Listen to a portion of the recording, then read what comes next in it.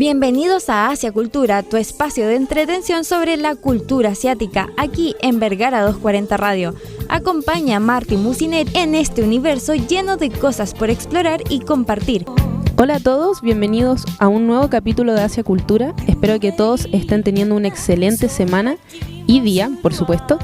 Y bueno, hoy tenemos una gran noticia, ya que nos acompaña una invitada que desde hace mucho tiempo que quería invitar y que conversara con nosotros para que nos contara acerca de sus experiencias. Y bueno, ella es Andrea Ladino, vicepresidenta y editora general de la Fundación Japonistas Chile, especializada en estudios de diversas identidades culturales japonesas.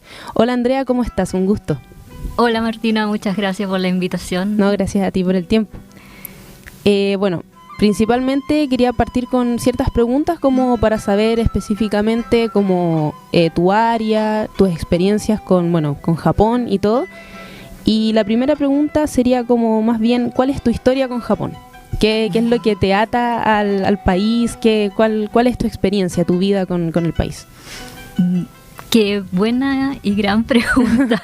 Quería partir ahí al tiro claro. Sabiendo... yo soy mitad japonesa. Perfecto. Mi padre es japonés, mi padre biológico, mi madre chilena. Y bueno, ya desde ese punto de partida estoy ligada a Japón para el resto de mi vida. Sí. Sin embargo, mi historia familiar es un poco compleja, en el sentido que yo no me crié con mi padre japonés. A mí me ha adoptado mi familia chilena, mis abuelos. Entonces, el descubrimiento por este tema de Japón, mi identidad, pasó por muchas etapas. No fue algo, digamos, directo. En el sentido directo, sí, por temas, obviamente, biológicos, por sangre, pero no por cultura, digamos. Entonces, ha sido un viaje, digamos, que tomó vuelo ya como entre los 28 a los 30 aproximadamente, que ya ahí tomé conciencia un poco de este tema de plantearme también en la vida y ya como formarme en la identidad, como cuando llega el momento de tomar ciertas decisiones. Quizás para algunos es antes, para mí quizás llegó en ese momento de pasados los 25, y ahí fue cuando dije, bueno, tengo estas características, este tipo de vivencia. Ya no me puedo hacer tanto la loca, entre comillas, como diciendo no me importa Japón, sino porque hay cosas, hay no sé si sentimientos, pero había como algo. Un origen al final, como... Claro, Perfecto.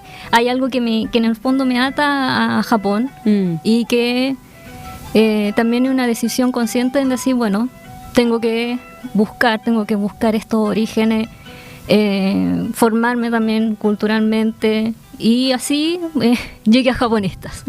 Mira, qué interesante, porque igual es como construir tu propia como identidad en base como a lo que como tú buscas como acerca de Japón. Entonces eso como que yo te quería como también preguntar, como porque igual los has tenido que hacer como tú al final. Sí. Entonces, como ¿qué ha sido como igual lo más como difícil entre comillas con respecto a como sentirte que tú también eres parte de esta cultura y cómo lo logras como adaptar a tu vida o como sentirte parte? Sí, fue un camino, aunque ahora cuando miro para atrás obviamente me gusta y lo disfruto y lo veo como bonito, qué bonito toda la experiencia que tuve. Pero obviamente en el momento, ya entrando casi a la adolescencia, tuve el tema del rechazo completo con el tema japonés. Como que hubo un quiebre ahí, yo dije no me interesa, no quiero saber nada. Y también en el fondo era puro miedo, porque entrar ahí y meterme a esa como cosa de identidad, suponía ya que tenía que empezar a buscar quién era. Entonces quizás en la adolescencia no estaba preparada para eso. Yo creo que es muy difícil también tomar ese paso que puede conllevar a riesgos. Así que yo creo que lo hice en el momento como cuando lo tenía que hacer, como tomar este camino. ¿Cómo era la pregunta? O sea, de al final como construir tu identidad en base como a tus propias herramientas al final, como... Ah, claro. Bueno, como dije, no tuve ciertos acercamientos cuando niña con japoneses. Hubo personas japoneses que sí estuvieron en parte de mi infancia. Después hubo un momento en que abruptamente eso se perdió. Y ahí fue el tema del ese como choque, cambio, en que yo ya no quise saber nada más de esta cosa japonesa. Un poco me rechacé a mí misma, que también es algo, un proceso fuerte. Bueno, sí. Pero ya la cosa japonesa me salía como a cada rato, era imposible escapar de eso. Sí. Era como, y cuando conocí a alguien y empecé a preguntar, y empezaba a salir mi historia y me decía, pero si también tú eres como, no sé, hablas japonés o eres... Y yo es como, no, ¿y qué hacen? Como que no sé, ¿no? Y eso ya me empezaba a generar molestias, así, pero conmigo misma, no porque la otra persona me preguntara, sino conmigo misma. Entonces ya saliendo de la universidad, de mi pregrado, tuve un momento en que dije, bueno, ¿qué hago con mi vida? ¿Qué hago con esto? Sí. ¿Qué hago con esto? O sea, tengo que hacer algo con esto, que ahora se ha ido juntando con el tema profesional, pero en ese momento era netamente personal. Mira. O sea, tenía que arreglar mis asuntos personales primero para después pasar a lo profesional. Y así llegó la literatura japonesa a mi vida. Ahí creo que por ahí fue el camino. También a mí me gusta mucho leer desde niña. Me gusta la literatura, por eso elegí traducción de inglés-español, porque me gusta mucho leer en inglés también en esos momentos. Ahora ya no lo he dejado un poquito, pero también tuve un poco de miedo meterme como de lleno a la literatura japonesa porque lo veía muy distante. Era siempre...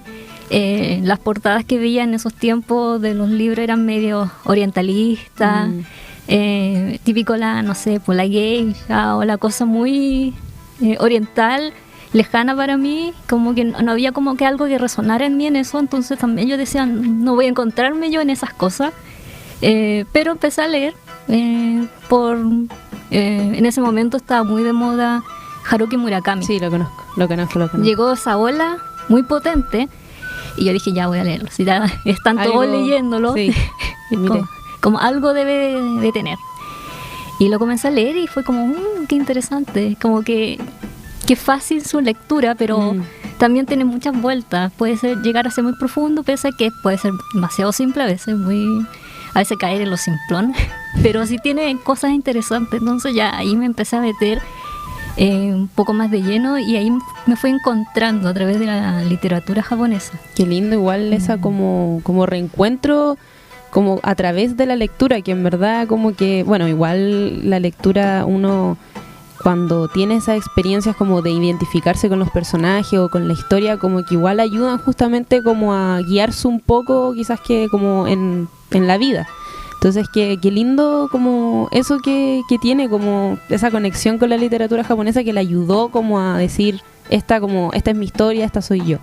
Sí. Como que en verdad qué lindo, muy muy lindo. De verdad que como es que sí, porque a veces hay personas que como que lo ven de formas más como superficiales o algo así, pero la literatura como que es más profunda, entonces como que lo encuentro muy lindo por esa parte que haya encontrado como su camino a través de eso.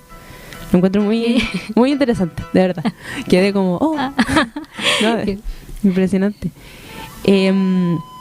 Bueno, igual la otra pregunta que le tenía es como, ¿cuál es su experiencia más memorable con respecto a Japón? Si ha visitado Japón, y qué memoria o qué recuerdo es como que a usted le identifica mucho sobre el país o la cultura, qué es lo que le gusta como de la cultura, qué es como lo que la atrapa de Japón.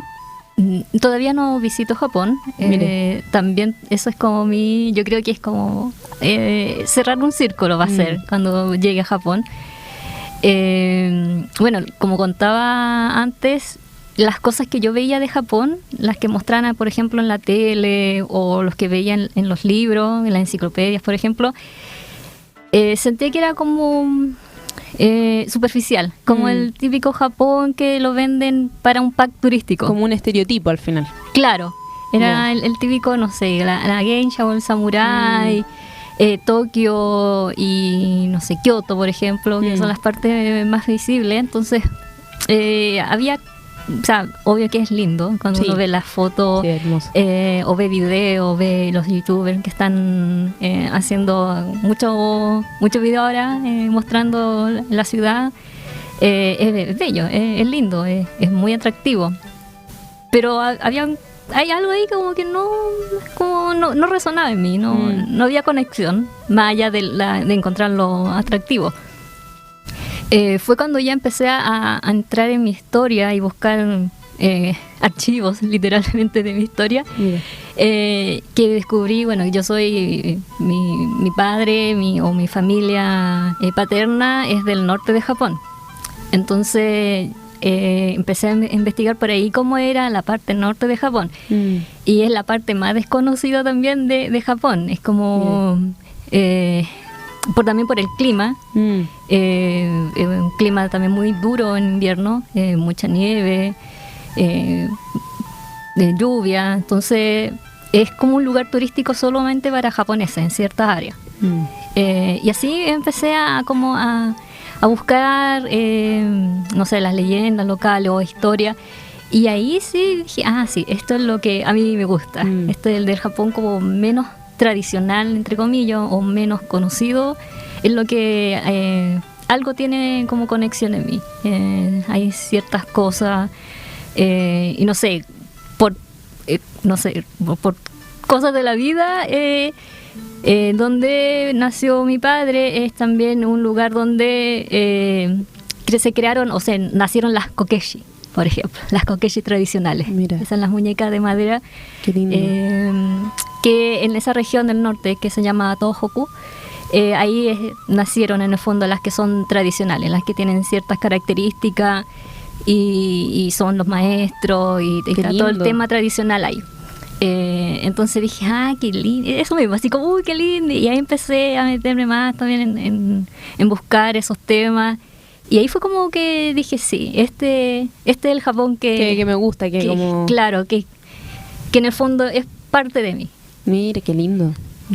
Como encontrar esa como conexión como más profunda con el país a través de cosas que quizás que no son como tan conocidas, como usted decía, como que, porque es verdad, todo el mundo como que muestra Tokio, el samurái, como las katanas, como que siempre lo mismo.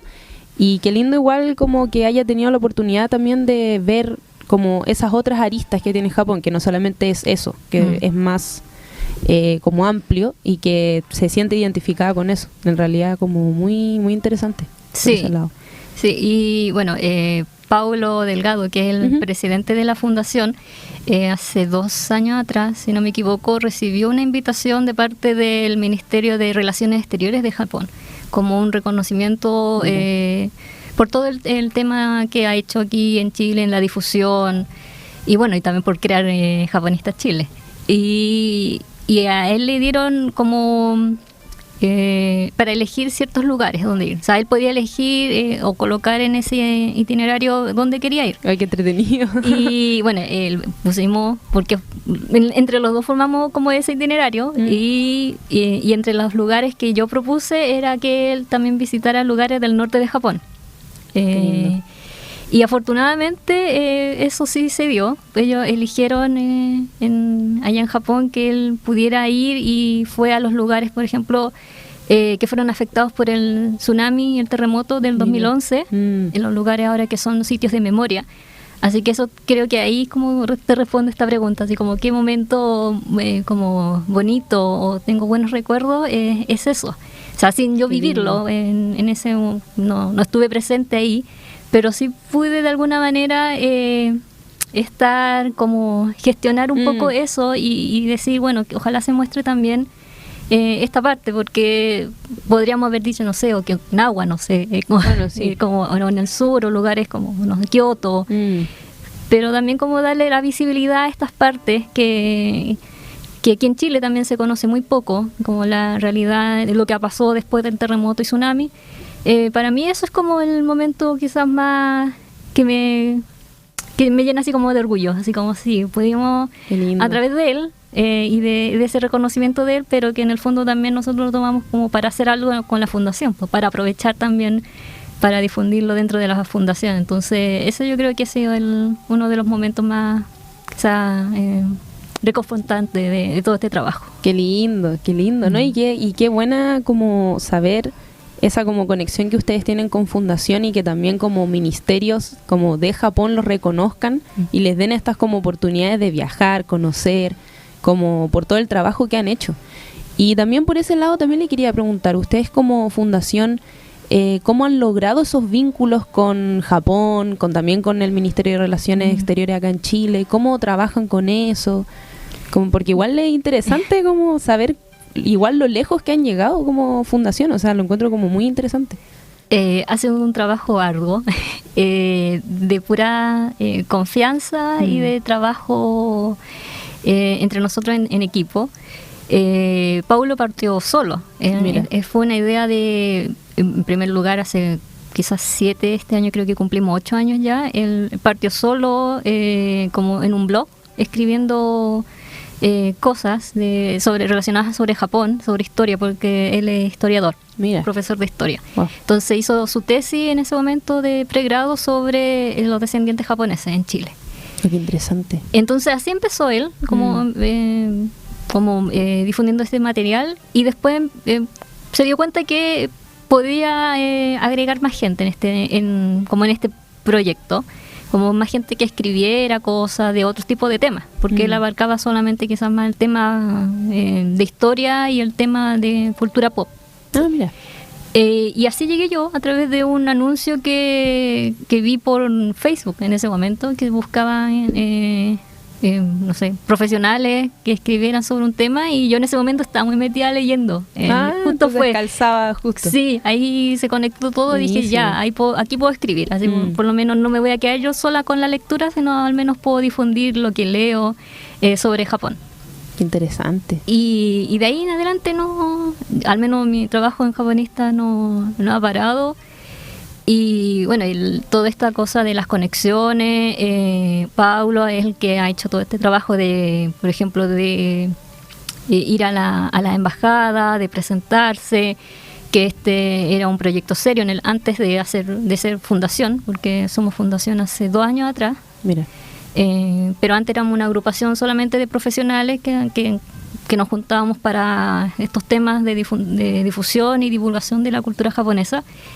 Y bueno, era ir, tocar puertas, presentarse, decir nosotros hacemos esto. Él estuvo una radio también, estuvo un programa de radio, y así, solamente darse a conocer. Claro, dar a conocer y mostrar que el trabajo es serio, no es es más allá que solamente un gusto, sino que también es parte, como dije, también de nuestras identidades. Qué lindo, qué interesante igual, porque saber que tienen ese como reconocimiento por parte de Japón y también de Chile, y que los inviten a como diferentes actividades y todo, y que ustedes también se hayan dado como a conocer, es como que habla súper bien de ustedes, que realmente están muy como comprometidos con Japón y con su cultura y todo, y eso lo encuentro también súper interesante y gran como trabajo, porque por ejemplo, por mi parte, yo siempre buscaba como, no sé, como comunidades japonesas o también fundaciones japonesas, y siento yo que igual es difícil como encontrar como, por ejemplo, comunidades japonesas en Chile, a comparación, por ejemplo, de las coreanas, que las coreanas están como pegando más fuerte ahora. Pero entonces cuando los encontré a ustedes como en Instagram, que a mí me apareció una publicación de ustedes, y dije como, qué bueno, qué bacán como saber que hay como iniciativas así. Entonces como lo encontré muy muy muy bueno. Y también de eso también le quería preguntar sobre como las comunidades japonesas acá en Chile. Ustedes, bueno, yo creo que deben tener contactos con ellas, o si son grandes, o si son muy cerradas, o si hay actividades como, no sé, conocer gente japonesa que vive acá en Chile. Como que también quería saber eso, porque uno nunca sabe, conocer a alguien japonés o que tenga una historia japonesa y todo, como que igual eso quería saber, como ustedes como fundación, cómo se conectan con ellos también. Bueno, en la parte personal, cuando empecé también esta búsqueda, yo llegué a la corporación Nikkei de Valparaíso. Ya. Allá hay una corporación de descendientes japoneses. Relativamente hacen actividades en días claves, por ejemplo, el Hanami, el Día de la Niña o el Día del Niño en Japón. Llegué ahí también buscando en internet, así como actividades de descendientes japoneses. Y bueno, en ese momento yo vivía en Valparaíso. Bueno, yo soy de Valparaíso. Ahora estoy en Santiago por temas laborales y académicos. Participé en algunas de estas actividades y lo pasaba bien. Se podía comunicar con... Había más descendientes, sí, que japoneses, digamos. Pero para mí, en lo personal, es como que yo necesito hacer más cosas en relación a Japón, más que estos días como claves. Así como, no sé, como una vez al semestre, o una vez o 3 veces al año, o 4 veces al año. Hacer cosas está bien. Es bueno también para la comunidad que hagan este tipo de actividades. Aquí en Santiago hacen de vez en cuando ceremonia del té, por ejemplo. Qué lindo. No sé, talleres de origami. Pero obviamente son cosas puntuales, sí. O sea, como se dan en un día concreto, y eso sería. Personalmente eso para mí se queda muy como poco. Como cortito. Claro, yo necesito mucho más de esto, porque también esto es como mi búsqueda personal. No puedo quedarme en un solo día de, no sé, al mes. Sí, es como muy, no sé, para mí es poco. Entonces, ahí es que además con todo lo que tiene Japón de hablar, si Japón es un mundo, entonces como que cerrarse a cosas tan chiquititas, como que, como usted dice, se queda como corto al final, como que se podrían hablar de muchas más cosas. Claro, entonces ahí, bueno, por ahí parte también mi intención y donde vuelco toda mi energía también en la fundación, en que trato de que constantemente haya publicaciones en Instagram, ya sea de algo, de una efeméride, que los típicos que hacemos, efeméride japonista, o ya un post un poco más completo, o si no, ya un artículo. Pero eso es casi todos los días prácticamente. Entonces eso para mí es lo que me mantiene también en Japonista, en la fundación, porque si bien no tengo ningún problema con estas comunidades japonesas en Chile, especialmente yo le tengo mucho cariño a la corporación Nikkei de Valparaíso, porque me acogieron bien, ellos son muy abiertos a las actividades con la comunidad entera, no solamente para los descendientes. Sí, yo necesito una parte quizás más intensa de esta... Una dosis más. Claro, necesito una dosis más intensa de Japón en mi vida. Y claro, aquí en Santiago también hay una comunidad japonesa. Bueno, si nos retomamos como a la historia, los japoneses que viajaron aquí a Latinoamérica, en Chile el grupo que llegó fue pequeño y también fue de manera más desordenada, por decirlo de alguna manera. Los que llegaron a Brasil llegaron como de una manera por el gobierno, había como toda una preparación. En Perú, que es una comunidad muy grande, en Argentina también. Pero aquí en Chile, los japoneses que se quedaron fue porque iban de paso, por ejemplo, de Argentina a Perú, y se quedaron en Chile, o llegaban en barco para irse a Perú, y al final también se quedaron en Chile. Fue como más de goteo, como que iban... Claro, ya, sí, no fue algo tan preparado entre los gobiernos en el fondo. Bueno, gobierno e imperio en ese momento en Japón. Entonces también la comunidad japonesa en Chile también refleja un poco eso, de cómo los primeros japoneses llegaron acá. Entonces hay comunidades, especialmente aquí en Santiago, que son familias que son las que llegaron las primeras, quizás en el principio del siglo pasado, o alrededor de los años 50, 60, y son las que se mantienen. Son las que están también en la sociedad japonesa de beneficencia, por ejemplo. Mira. Que ellos hacen sus actividades, hacen, por ejemplo, creo que enseñan japonés, hacen clases de japonés, y tienen un par de actividades, pero como dije anteriormente, yo necesito estar con ese contacto. Más conexión. Como directo y a cada rato, en el fondo, porque en mi caso no tengo como el pariente al lado mío japonés, o como que me diga cosas, o que no nací con esa experiencia, como no tuve esa experiencia de niña, como formarme en ese tipo de familia mixta, en el fondo, porque si llegan aquí ya están son chilenos, japoneses, o ya descendientes de japoneses, y tienen esa conexión, pues ya son, no sé, todas las cosas que aprenden quizás lo aprenden de su familia, no necesitan mirar desde otro lado o buscar desde afuera el tema japonés, ¿no? Y por eso también yo creo que a ellos 1 vez o 2 veces al año, 3 veces al año, esas actividades es lo suficiente, porque ellos ya es como lo que muestran, lo que quieren mostrar, parte de su comunidad o cultura. Mira. Y lo viven más al interior.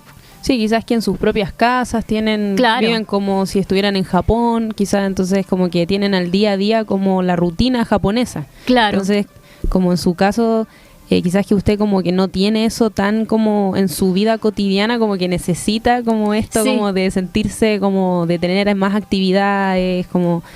Y bueno, sí, en verdad, yo sí estaría en su situación, haría exactamente lo mismo, así que...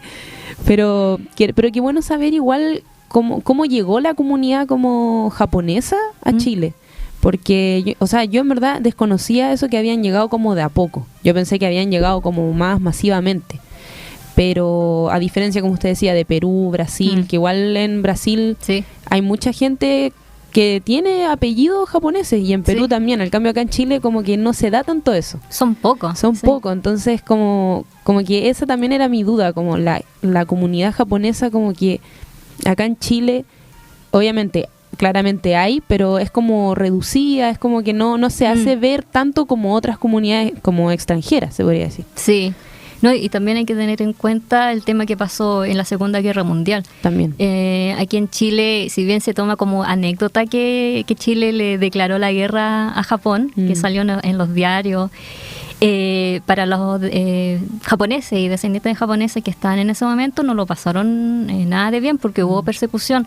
Hay japoneses que le quitaron sus casas, sus tierras, o que fueron relegados a otras partes. Por eso también vemos que hay japoneses que viven como, no sé, en Quilpué o en La Cruz, por ejemplo, en zonas más apartadas. Eso parte por ahí. O sea, qué interesante eso. Sí, no es, digamos, no fue por decisión propia, sino porque en ese tiempo el gobierno chileno, también por presiones extranjeras, decían que esta gente podía ser espía, entonces mejor tenerlos como ahí muy vigilados, y por eso pasaba este tipo de cosas. Incluso sé que les confiscaban la radio a la gente porque pensaban que eran espías.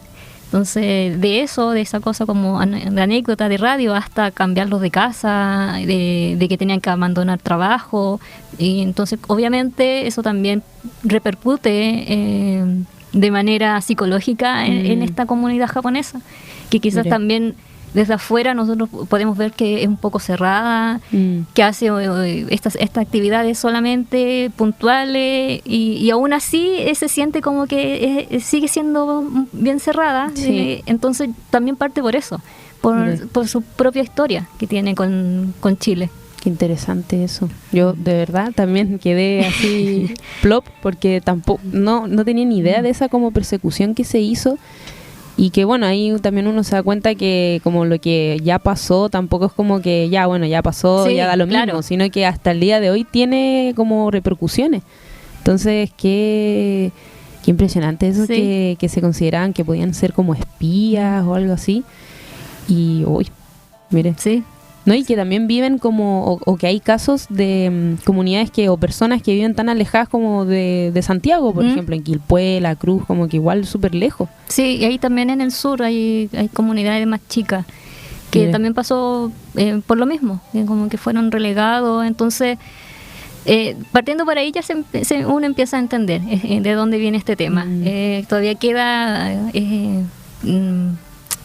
como estos ecos de la historia en esta comunidad.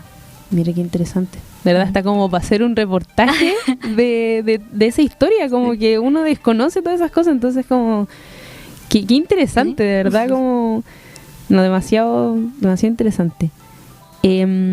Bueno, le quería preguntar también si es que usted considera que hay algún tipo como de estereotipo o como algún como estereotipo que se tiene hacia como Japón o la gente japonesa que usted cree que en realidad no es así. Como que, ¿qué es lo que usted diría como no cachan nada, están hablando puras tonteras, eso no es así? ¿O usted qué ve como de la idea como que podemos tener acá en Chile acerca de los japoneses? ¿Qué tan cierto es lo que se dice? Como, ¿qué me podría decir de eso? Bueno, está el estereotipo de Japón o de los japoneses, que son personas muy amables, como muy serviciales. Claro, muy serviciales. Y si bien eso es cierto, pero es cierto también bajo ciertos contextos.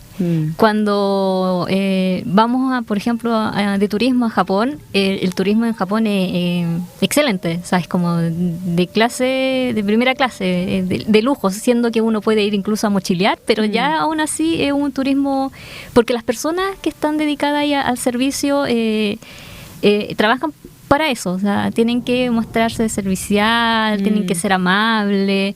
Si uno entra a una tienda, te saludan hasta el final, con buena cara. Es así, pero porque ese contexto...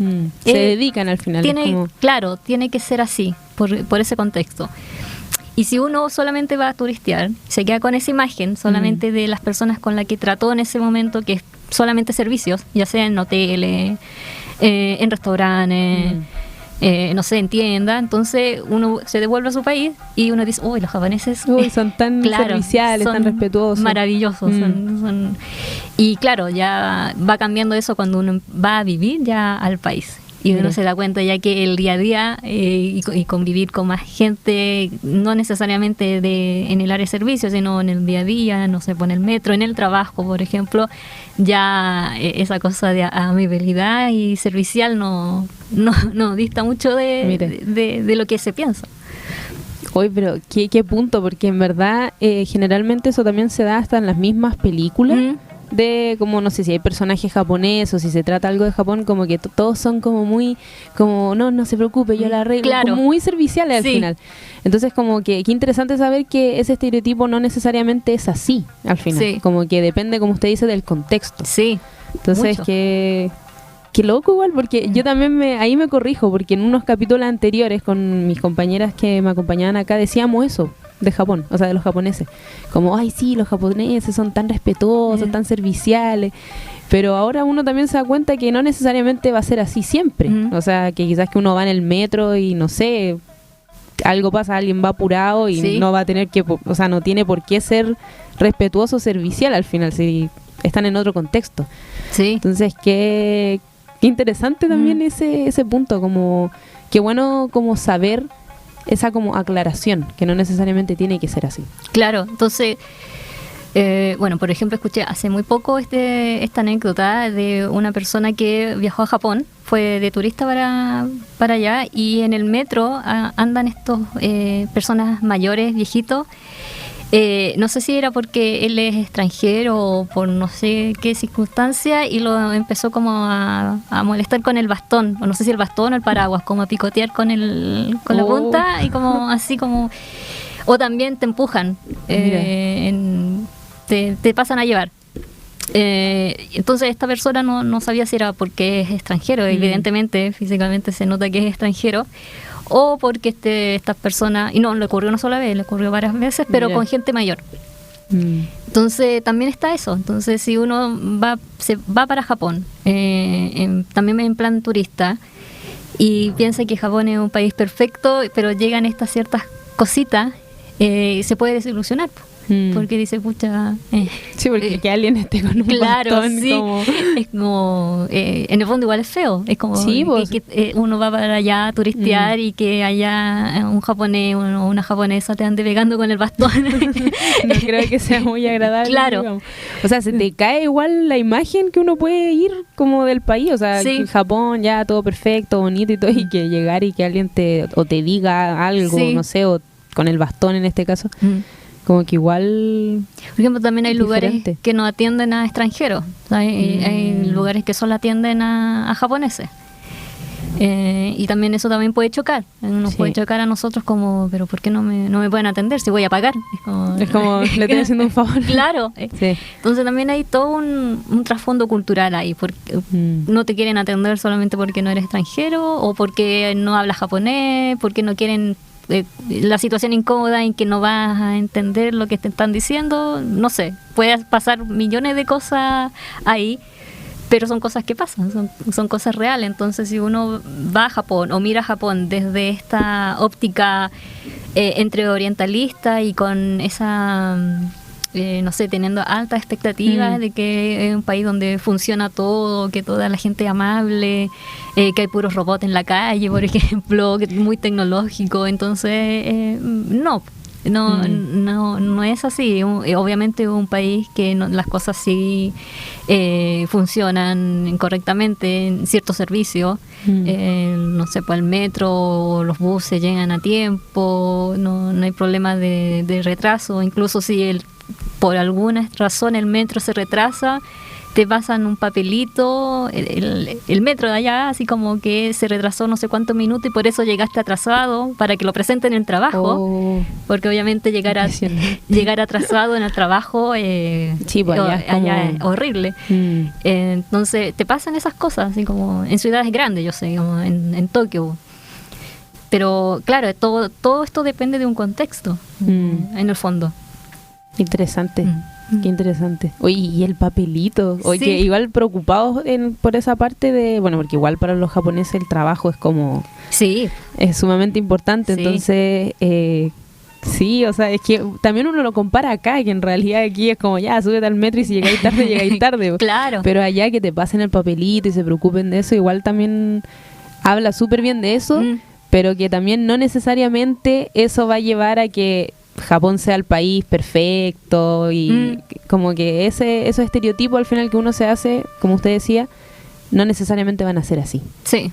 Entonces es que estoy como quedando en shock con esta entrevista porque se están apareciendo muchas cosas que uno como que a veces no se las cuestiona tanto, es como ya, Claro. bueno, es así y es así, pero cuando te explican el porqué o el origen, como que es muy interesante. A ver. ¿Cuál, ya esto más de como de gusto, cuál es su libro, película o serie japonesa favorita que le encante y que como que la recomendaría de aquí hasta el infinito y más allá? En libros, bueno, yo siempre nombro a Haruki Murakami y yo sé que hay gente que no lo quiere, no lo pasa, lo odia y lo detesta, pero para mí fue importante y por eso como siempre le rindo como un pequeño homenaje, porque a mí me conectó un poco con esta cultura japonesa y que tiene sentido porque Murakami también escribe de una manera más occidental, porque a él le gusta mucho la cultura gringa y entonces también mezcla esas cosas. Esos como puntos. Claro, es muy mezcla también, entonces obviamente calzaba conmigo. Sabe esa cosa entre occidental y asiática. Así que, pero también sé que no es el escritor perfecto, a veces aburre, tiene libros que son parecidos, muy repetitivos, pero yo siempre rescato de Tokyo Blues. Tokyo Blues. Sí, ese lo rescato porque quizá es lo más normal dentro de todo su maravilloso mundo fantasioso. Quizás entrar por ahí sería bueno. Y me gusta también la simbología que hay detrás de ese libro, que también puede pasar muy desapercibido, muchas cuestiones, muchas cosas muy de por qué ciertos personajes son así, por qué van al sur, por qué van al norte, y todo eso tiene significado, que si uno empieza a adentrarse en eso, buscar, hay ciertas cosas que son simbólicas. Así que, ay, perdón. No se preocupe. La emoción. Casi lloro. Así que por ahí en literatura, él por Haruki Murakami, pero también yo sé que hay Hay un abanico maravilloso ahora de escritoras japonesas. También. Banana Yoshimoto, por ejemplo, que la pudimos entrevistar en Japonista Chile a través de por escrito, todo por emails, pero igual cuenta. Sí, llegamos a ella, le escribimos. No recuerdo si a algo personal o fue a la asistente, a su secretaria, y creo que sí, dijo que sí, le podíamos mandar preguntas, y al final le hicimos un par de preguntas.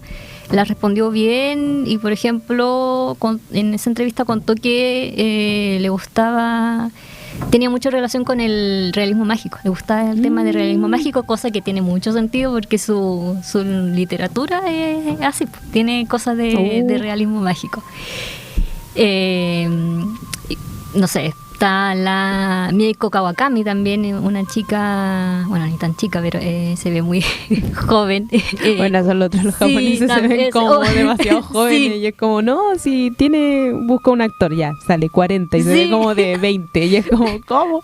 Bueno, eso pasa con Mieko Kawakami, es actriz, creo que modelo y también escritora. También, muy interesante por el tema que habla de la feminidad, por ejemplo. Tiene este libro de Pechos y Huevos, creo que se tradujo aquí al español. Heaven también está en español, que es sobre el bullying, que es también un tema potente en Japón, en bullying escolar. Así que por ahí en cuanto a literatura. Pero en cuanto a película, yo tengo mi favorito del mundo mundial, que es el director Koreda Hirokazu. ¿Ya? Un director de vasta trayectoria ya. Ha sido nominado al Oscar hace un par de años atrás. La última película que sacó se llama Monstruos. Ah, sí, que estuvo nominada como mejor película extranjera en los Oscar ahora, ¿o no? No, en Cannes. En Cannes, sí. En Cannes. Mire. Y estuvo a la lista para ser nominada al Oscar, pero no pasó a la lista en Japón. Y para mí él es maravilloso. El maestro. Claro, yo creo que uno de los mejores directores actuales haciendo películas japonesas. Mira, con la sensibilidad japonesa. No con ese manoseo de cómo se piensa Japón, sino como con más entre intimidad y profundidad japonesa, y de la psique japonesa, y de los temas familiares también de Japón. Así que a él lo recomiendo mucho. Tiene películas fuertes como Nadie sabe, que se trata de una vivencia que pasó en Japón a mediados de los 80, que son unos niños que fueron abandonados por su madre, y toma esta historia, obviamente con ciertas adaptaciones, y una película que se lo ganó casi todo en sus momentos, que a principios de los 2000. Y la que estuvo nominada a los Oscar fue Asuntos de Familia. Ah, ya. Eso fue si no me equivoco, como en el 2018, 19. Ya. Ahí sí él estuvo nominado al Oscar. Y también una excelente película. Mucho tema familiar ahí, tema familiar maravilloso. Sí, es que además también yo creo que, como usted dice, como debe ver tan en profundidad como es Japón y las cosas japonesas, que quizás que para nosotros sea como completamente diferente, pero si los japoneses tienen ese como talento, no sé qué tienen, de que aunque su cultura sea tan diferente a la de nosotros, aún así como que te llegan al corazón, como que es como que tienen ese talento, y yo eso en verdad siempre, por ejemplo, lo rescato de Estudio Ghibli, también de diferentes como series que puedan haber o películas que llegan como a la fibra, aunque sean tan diferentes a nosotros. Entonces como que eso lo valoro mucho, y también lo que usted explica, pues como los lazos familiares, que también son otras tradiciones, no sé, los padres, la mamá, ya son como todo el respeto, todas esas cosas. Entonces como qué interesante saber que este director como que logra eso como en su audiencia, y también que llegue tan lejos como a los Oscars, siendo que, como digo, la cultura es diferente, o sea, llega, aún así ante todo llega como a la fibra. Sí, pasa quizás es similar al caso de Hayao Miyazaki, por ejemplo, que son películas que hace que son muy profundas, muy de lo personal, y también muy de ahí del tema de puede ser muy japonés, pero son temas en el fondo universales y que de alguna manera traspasan quizás ese shock cultural o esas barreras culturales, y que nos podemos entender todas, o sea, todos, y lo podemos disfrutar. Y también resuenan con diferentes partes o diferentes culturas. Sí, no, en verdad, cada día uno sale más impresionada de la cultura japonesa. Yo la encuentro como un mundo, pero gigantesco. Bueno, una ya como de las preguntas también más como personales, usted, ¿cuál es la festividad o como algo tradicional de Japón que usted se sienta como lo más lindo que pueda haber? Como algún festival que se haga en Japón o alguna tradición que usted diga como, no, esto es lo más lindo que puedo ver en mi vida. ¿Qué es lo que a usted más le llama la atención como de esas cosas tradicionales?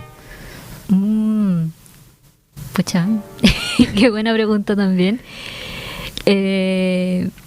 No sé si es muy espectacular, pero alrededor del principio de agosto en el norte de Japón está la tradición, no sé si se llama el Día de las Kokeshi o tiene relación con las Kokeshi, ¿Ya?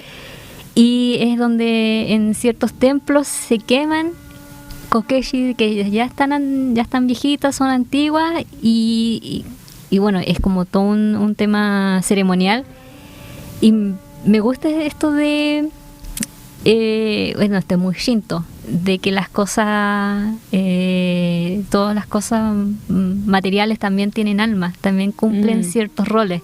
Entonces, esto de que la Kokeshi, esta muñeca, ya cumplió su rol, ya hizo todo lo que pudo en su vida. Ahora se le rinde este homenaje, se quema en una ceremonia también muy especial. Y con un asistente, y hacen una gran foguera, y ese tipo de cosas como más que tiene quizás significado quizás solo para ellos, porque solamente para el maestro que hizo esa Kokeshi, o para la persona también o la dueña o dueño de esa muñeca, o quizás para esa comunidad que vive alrededor de quizás de este tipo de trabajo, porque en el fondo también es negocio, porque se hacen las Kokeshis para venderlas. Estos significados pequeños son los que más me gustan de Japón. Qué lindo. Más allá de todos los espectáculos o lo maravilloso que puede haber en otros festivales, porque hay festivales gigantes, maravillosos, por ejemplo, para el Año Nuevo, es que la gente se reúna para ver la primera salida del sol del año, y vayan a los templos y toquen esa campana gigante que siempre sale en la tele, como cómo se celebra el Año Nuevo en Japón, y salen tocando las campanadas y todo en silencio, solamente el sonido de las campanas, y que contrasta tanto también con nuestra cultura, que el Año Nuevo se ven solamente fiestas, los fuegos artificiales. Me gusta esa sensibilidad más, no sé, más quizás profunda o más significativa de ciertas tradiciones. Qué lindo. Sí, como algo más, quizás más chiquitito, como no tan, como usted dice, como unos show tan grandes, sino como algo más de, quizás que de alguna región específica de Japón. Qué lindo, ¿sí? Yo no tenía ni idea de las Kokeshi. De las Kokeshi. De verdad, yo estoy saliendo como con demasiado muy culturizada de Japón de esta entrevista. Estoy como, voy a llegar a mi casa y demasiado interesante. Y también lo otro que le quería preguntar, como para darle como un toque de humor, ¿alguna anécdota o algo que a usted le haya pasado como conociendo la cultura, o no sé, quizás que leyendo algún libro, algo que le haya dado como risa, o que haya sido divertido, no sé, como por ejemplo, o probando comida, o algo como típica japonesa, o algo que usted haya dicho como, qué especial es esto, como, ¿por qué es así? O que le haya dado como esa, como ¿cómo se podría decir? Como esa vivencia, así, como ese sentimiento como chistoso o divertido, algo. No necesariamente tiene que tenerlo, pero no sé, algo que le haya como motivado así. A ver, tengo que recordar. Quizás que esa hacer pregunta. memoria. No, siempre me da como hay un toque de humor en eso de los japoneses, por ejemplo, que llegan acá y que trabajan sean diplomáticos, porque uno sabe que en Japón no se saluda con beso ni abrazo. O sea, el saludo es solamente inclinar un poco la cabeza. Entonces, a veces pasan las dos situaciones. O nosotros vamos a estos lugares, eventos más formales, y nosotros vamos como muy a los japoneses, así como para inclinar la cabeza y todo eso, y son los japoneses que estando acá ya en esta cultura es como hola, y vas, te abrazan y te dan como el beso en la cara, y uno queda como ¿cómo? Sí, uno queda así como pero no era nosotros, como que eso, ¿por qué? Como al final los chilenos se vuelven más japoneses y los japoneses chilenos. Eso pasa, no ha pasado en ciertos contextos, esto como más formales, diplomáticos, y también obviamente no ha pasado al revés, en que nosotros vamos, y a mí en lo personal a veces se me pasa y voy así como hola y saludo a los chilenos, y después recuerdo, de veras que no, tengo que ¿Verdad que detrás está otra forma? Sí, entonces si hay dos personas, por ejemplo, y se me olvida, primero saludo a uno como de abrazo, y después digo, no, ahí al otro lo saludo como a los japoneses. Y eso me pasó hace poco, así como, pucha. Mira, sí. qué buena esa. Sí, pues que en verdad, como que a los latinoamericanos, los que tenemos como más eso como latino, también los españoles y todo eso como del abrazo, como el doble beso. Entonces como que también eso es chistoso porque ellos también son como más como distantes, como la cabeza un poquito y nada más. Y también eso, otra pregunta que se me vino a la cabeza. Los japoneses son muy de marcar como el límite, como acá estás tú y acá estoy yo y no puedes como interferir eso, o son como igual cercanos quizás. No, ahí están esos límites. Como que hasta ahí nomás. Sí. Y eso también se confunde mucho en nuestra cultura también más latina, en que obviamente también, hablando como lo que hablamos en principio, que son muy amables, muy...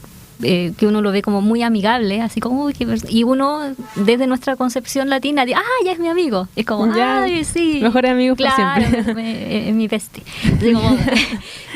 Pero obviamente también eso es parte del contexto. No eres amigo de esa persona. Esa persona obviamente está haciendo su trabajo, está en ciertos contextos obviamente se va a comportar de manera más amigable, pero no significa necesariamente que hiciste amistad con esa persona.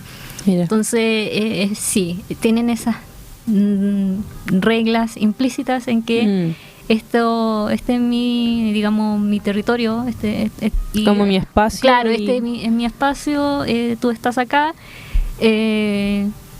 podemos convivir, pero sin pasar esos límites. Y allá en Japón sí se da mucho. El tema, bueno, y pasamos a otro tema también, el tema de la soledad en Japón. Bueno, sí. Que allá también hacen esas diferencias. Somos compañeros de trabajo, pero no necesariamente somos amigos. O sea, nosotros nos juntamos solamente a trabajar, y si salimos a tomar es porque el jefe nos mandó a tomar, esas típicas tradiciones, pero no necesariamente es que formemos amistad. No, entonces también, y bueno, y la vida de Japón, en la vida de trabajo también es un torbellino, ¿sabes? Casi todo el día trabajando, poco tiempo para el hobby o para descansar. Entonces también están esos límites que son complejos para entender desde nuestra perspectiva. Sí, porque acá en realidad quizás que, por ejemplo, en el mismo trabajo uno se puede como, ya listo, vamos, salgamos y amigos y se sigan hablando y todo, y después se hacen, no sé, se van de vacaciones juntos, cosas. Pero igual interesante quizás que tampoco sean todos los casos, pero mayoritariamente quizás que sí, marcar ese límite como somos compañeros de trabajo solamente y listo. Como que... Y también el tema de la soledad en Japón, yo también eso le quería preguntar a usted, ¿por qué cree que se da tanto eso como de la soledad, como de tanto límite, o no tan como las relaciones como personales con otra persona? O sea, obviamente que se dan porque obviamente los padres, las parejas, los hermanos, todo, pero quizás que entre personas que no tienen ninguna conexión, pero ¿por qué se da tanta esa soledad o eso como de... Este es mi espacio, ese es tu espacio, yo lo respeto, tú respeta el mío, como que hasta ahí nomás? ¿Por qué usted cree que se da eso en Japón? Y en general también mucho en las como culturas asiáticas, porque igual en Corea también pasa, como que es algo muy de como su origen, como muy de raíz. ¿Por qué usted cree eso? Yo creo que, bueno, actualmente por el tema, cómo funciona el tema laboral. Y en Corea también, por lo que sé, también es muy muy fuerte, que el trabajo son muchas horas, incluso hay poco tiempo para dedicarlo a la familia. Son sociedades que están destinadas a la producción, vamos a producir y a producir bien. Entonces, en esos contextos, obviamente es complicado tener o formar vínculos con otras personas, especialmente si la otra persona es tu competencia, por ejemplo.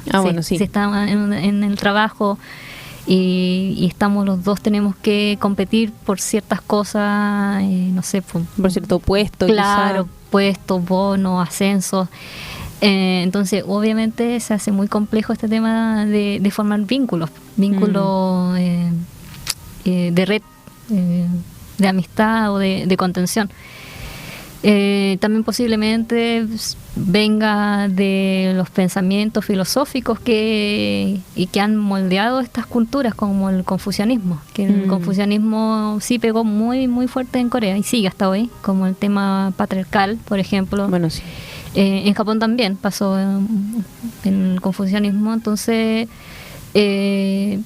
yo creo que es una mezcla de todo, de esta concepción filosófica de cómo fueron creciendo estas culturas asiáticas, y también el tema ahora del ritmo de vida, que quizás es mucho más acelerado que lo que tenemos acá. Bueno, sí. Y eso como de que la vida sea como más de la producción o más acelerada, ¿usted cree que es como algo más de sí o sí de su origen? ¿O es como quizás que, por ejemplo, otros países, como de otras partes del mundo, por ejemplo las potencias, no sé, Estados Unidos, Rusia, China, como que han puesto ese peso en estos países? Como ustedes tienen que, no sé, tienen que producir esto. ¿O es algo más como de en sí, por ejemplo, de Japón? ¿O es algo como que se les haya impuesto, por ejemplo? No creo que sea impuesto. Yo creo que, bueno, si miramos antes de la Segunda Guerra Mundial, Japón también tenía esta mentalidad, quizás no de producir, pero sí de siempre ser el mejor, o siempre de... bueno, también esto de como darlo todo. Esta, no sé si filosofía o manera de pensar de el gambate. Sí, eso, como no te rindas. Sí, claro, es como eso, de no sucumbir ante las adversidades. Y yo creo que por ahí, parte es como esto de seguir luchando, no rendirme. Aunque eso también, si lo llevamos a cosas más extremas, obviamente se perjudica la salud, por ejemplo, la salud mental. Uno estar ahí como siempre diciendo, sí, yo puedo, lo puedo con todo, no le digo mis problemas a nadie, me quedo yo sola con todo esto, pero obviamente afecta ya la después salud. Va pasando un poco la cuenta. Claro. Mire, que es todo un mundo en realidad esto. Sí. De verdad, estoy muy impresionada con todo de Japón, y en general, bueno, la cultura asiática es tan interesante, es como un libro así gigante. Y por último, le quería preguntar actividades que ustedes como fundación vayan a hacer, o por ejemplo también supe que en el verano ustedes creo que firmaron como convenios, por ejemplo con la universidad. Como ¿a qué aspiran con esos como convenios, tanto acá en la universidad o con otras como ministerios o organizaciones? Y también actividades que vayan a hacer como para saber ¿Cómo funcionan ustedes como fundación? ¿Qué es lo que buscan como abarcar o llegar a las personas? Sí, tenemos actualmente un convenio con la UDP a través de la Facultad de Historia. Buenísimo. Tenemos proyectado hacer actividades aquí en la universidad, charlas, por ejemplo, charlas de literatura o de historia o de identidad sobre Japón, la identidad japonesa. ¡Ay, qué entretenido! Tenemos todo, de hecho sí, tenemos un portafolio bastante grande y bonito con nuestros miembros que son académicos y profesionales en distintas áreas, especialmente en historia, en arte y en literatura. Y bueno, y eso lo estamos gestionando en estos momentos, de hecho, así que ojalá salga algo pronto, porque teníamos proyectados para hacer una actividad sobre la literatura japonesa femenina. ¡Oh, qué lindo! Aquí ojalá salga este mes en algún lugar, sector de la universidad.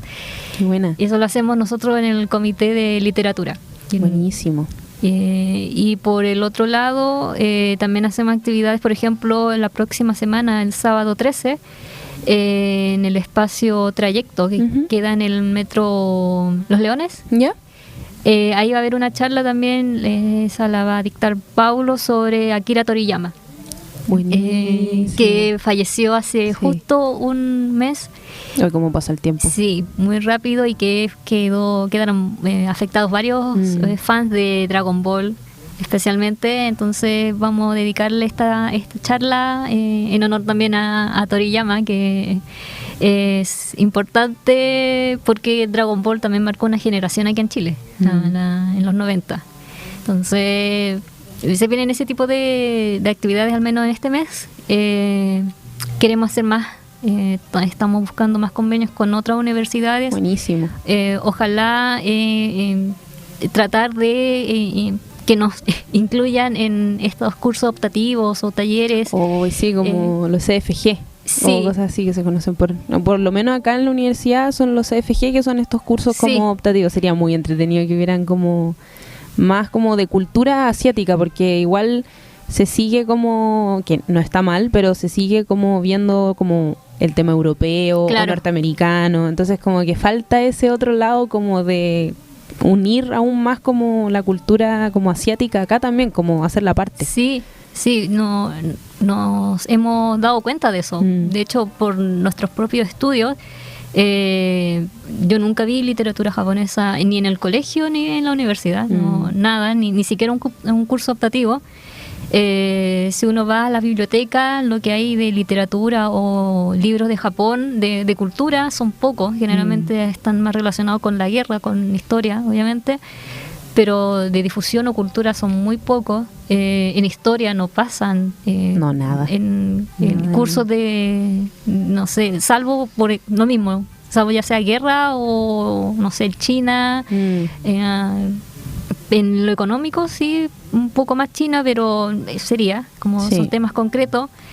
En curso de literatura cero en universidades. De hecho, cuando hacemos talleres o charlas en lugares como en el Centro Cultural Alameda, en el GAM, llega mucha gente que es de literatura, que está estudiando, está en la carrera y va para allá porque dice que no hay no se abarca eso. No, en sus cursos no hay nada, se pasa muy desapercibido. Entonces apuntamos para eso, como buenísimo. En lo académico, ojalá agregar estos cursos dentro de las mallas, porque nos parece que es importante. No pueden ser que todavía vivamos medio aislados y que solo nos importe la literatura gringa u europea. De hecho, ni siquiera hay africana. Tal cual. O sea, es que al final como que como los pueblos, como las minorías, claro, al final se siguen dejando de lado, siendo que igual ahora se están haciendo ver más. Sí. Entonces como que es un poco contradictorio que es como que se están haciendo ver y que no las tomemos en cuenta al final. Como que... Pero qué bueno. Encuentro súper buena iniciativa que ustedes estén haciendo como más como parte, en este caso, a la cultura japonesa, como en espacio universitario y todo eso. En realidad me encuentro súper bueno. Al igual que también los idiomas.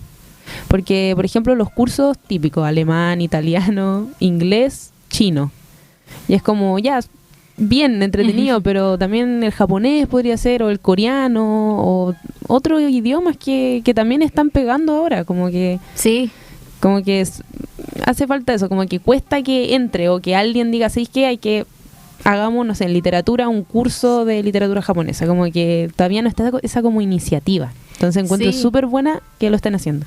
Sí, falta eso, iniciativa, como que hagamos algo nuevo, algo fresco, ¿por qué no? Y si hay gente, o sea, y no lo hablo solamente por la fundación, sino también hay más académicos y gente especializada en el tema de Japón.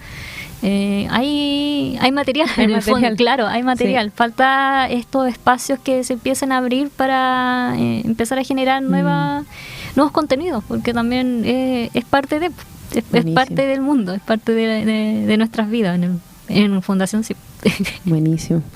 Bueno, de nuevo, Andrea, te quería agradecer por venir aquí a Hacia Cultura a compartir tus conocimientos, tus experiencias, que en verdad me voy demasiado como muy feliz, muy impresionada de tu historia también, y también todo lo que ustedes hacen como fundación. Así que, bueno, muchas gracias por venir, por el tiempo, y bueno, de nuevo por compartir tus conocimientos y todo. Así que eso. Eso, pero de verdad muchas gracias, se pasó. Muchas gracias a ti, Martina, ha sido un gran placer y honor estar aquí en el programa. Lo pasé muy bien. Ay, se me hizo muy corto estar aquí, no sé cuánto hemos estado, pero... No, se pasó la hora volando, como que... Sí, así que lo pasé muy bien, así que cualquier cosa... Segunda parte. Claro. Segunda parte. Es que para como un próximo capítulo podríamos hablar como de un tema en específico. Por ejemplo, literatura, o temas como, por ejemplo, audiovisuales, películas, directores. Claro, como que cine. Eso, cine, como que también hay mucho tema como para hablar. Hay mucho tema de dónde sacar y abarcar. Así que... Claro, estoy encantada, ya acepto, ya si me invitan, ya estoy lista, ya estoy acá. Además, si nos quedamos medias como cortitas como queremos más, así que feliz que podamos organizarnos de nuevo y tenerte nuevo acá en Hacia Cultura y todo. En verdad, un honor también. Muchas gracias. También tenerte. Muchas gracias. Así que con eso nos despedimos en el capítulo de hoy, junto a Andrea Ladino. Y bueno, y finalmente vamos a dejar una canción final que es Lonely Rhapsody de Fuji Kase. Que lo disfruten y nos vemos en un próximo capítulo. Muchas gracias, Andrea. Muchas gracias. Chao. Chau.